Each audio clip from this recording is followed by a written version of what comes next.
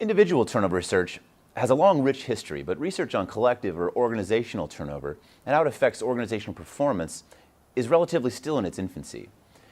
We know that collective turnover has a negative impact on performance, but there are theoretically several properties of collective turnover that remain unexamined. So my co-authors and I were interested in the nature of collective turnover over time. First, how is collective turnover change different from static turnover?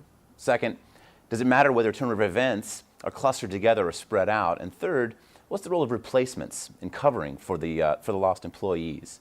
These are huge managerial concerns. We obtained data from 988 units of a large U.S. retail chain with about 100 employees per unit.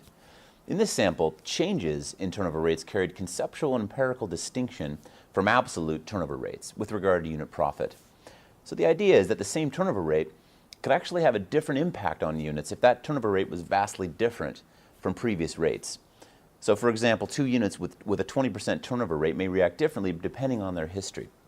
If store A had a previous rate of 10%, so going from 10 to 20%, and store B had a previous rate of 30%, so going from 30 to 20%, then even though their current absolute rate of 20% was the same, store A may be panicking because their turnover rate is effectively doubled, and store B may be celebrating. So our findings show that we need to pay attention to both the current turnover rate as well as how those turnover rates are changing over time.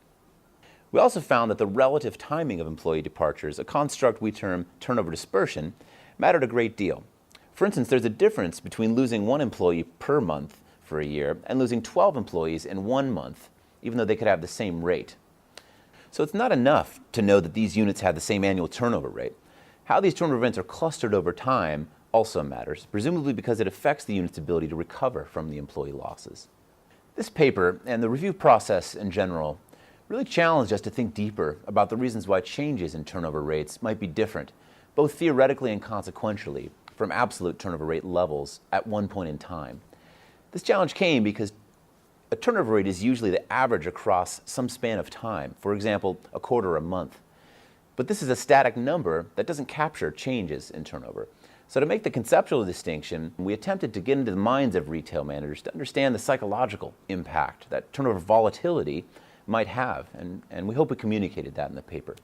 The nuances inherent in these temporal issues, however, present opportunities to address problems as experienced by managers in the real world, and at the same time stimulate turnover theory in exciting new directions.